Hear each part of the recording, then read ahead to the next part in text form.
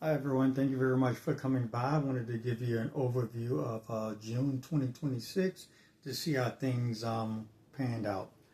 All right, so my wage from my W-2 job, $3,690.26. That's net for the month after taxes and everything else. Rental income for the month, $3,000. I acquired 4 properties, lost 1 in a bankruptcy, still maintaining 3. I had a roommate for about 5 to 6 years paying $400 a month. So I was doing what they call house hacking and was able to acquire these properties.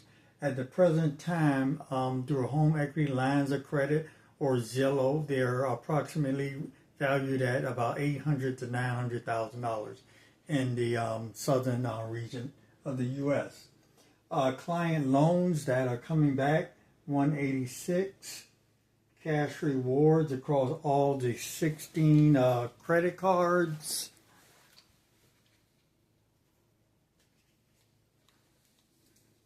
Okay, cash rewards across 5 of the 16 credit cards. I started with 16 in 2023 and have pared them down to approximately 5 cards that I'm using actively. And the remainder cards, I generally go to Dollar General and place $1 on the card just to keep the algorithm with the credit organizations. So that totaled $6,929.63 in income. Let's see, where did it go? One of the credit cards that I'm paying down, as I did in the previous videos, took one of my full paychecks, $1,845.13. That means when I got paid on the 12th or the 14th, I took that entire paycheck and just put it on the credit card, and the remaining paychecks went into the HELOC and then through various bills. So I had a $100 loan that I'm also paying on.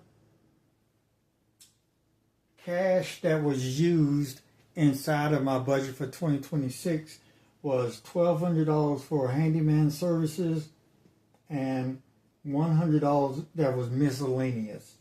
I think I maybe counted this 100 miscellaneous twice. Okay. Checking account. So I have 3 checking accounts. 3 checking accounts that I'm actually using. 2 with direct deposit, so it's not costing me anything. But I have this one that's a business checking account that's costing me $16 monthly. So that's a business checking. I had 2 business checking, pared it down to 1, and still working out how can I get the 0% or 0 paying off the checking. Mortgage, I started off with 3 mortgages in 2023. I converted those mortgages to HELOCs, what some may consider first liens. So first lien. And a first lien mortgage could be you went to a lender, you filed a home for $500,000, and they were able to give you a first lien mortgage that does not necessarily have the structure payments of a mortgage. But I took 2 of the existing mortgages that I had and I converted them to home equity lines of credit, which puts the lender in the first lien position. So those 2 HELOCs, $929.90, and that's made of 1 HELOC. I'm doing interest only, and then with the other HELOC, I'm doing interest and a percent principal, which is about 27%. So again, 2 HELOCs, 1 I'm paying interest only, and then another one I'm paying interest plus something to the principal.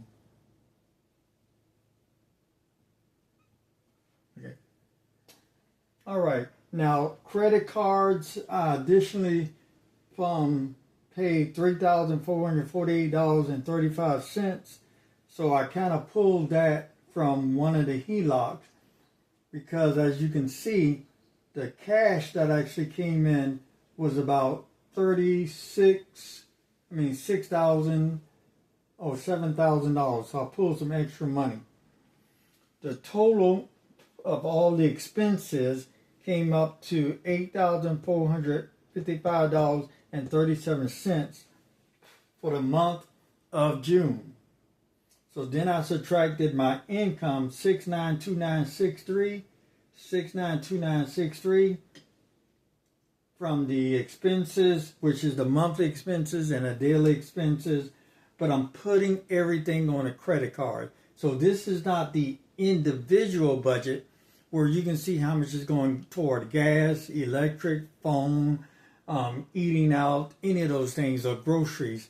These are just running my bills through credit cards so that I can really get the cash rewards. Now, again, there are some things that I am paying cash for, like this was $1,600, a portion of my rent, $1,500. That was cash. So this is the total.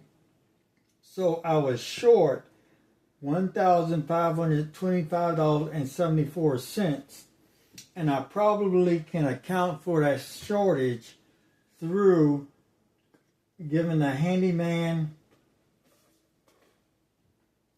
$1,200 in cash through Cash App, then another $100 in cash. That's $13.